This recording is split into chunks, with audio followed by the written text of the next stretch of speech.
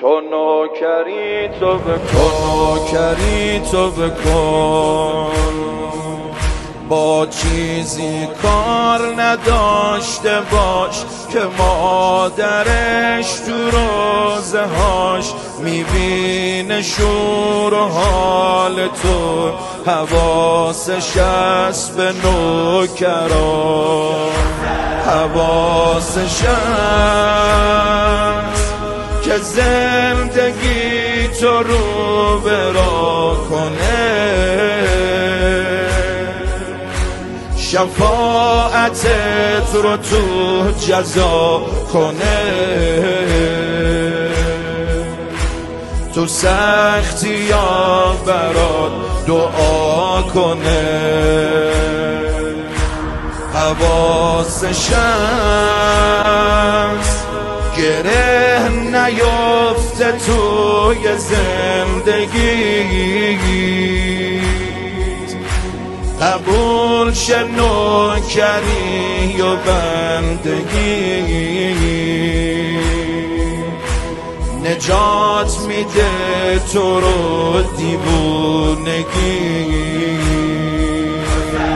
حسین آقام آقام آقام آقام حسین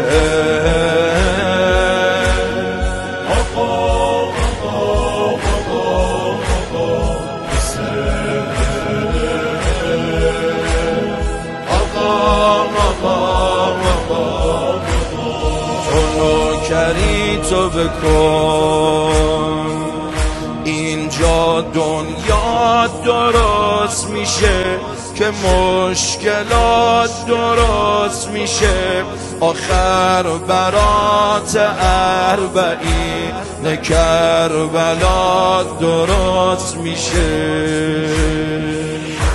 ازت میخوام یکم آقا به محل کنی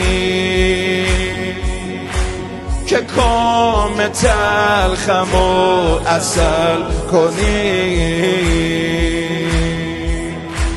برای بار منو بغل کنی. ازت میخوام به جون دخترت نگام کنی، یه فکری واسه کربلا کنی،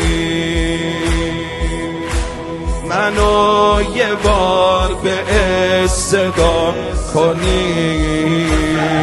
حسین آقام آقام آقام آقام حسین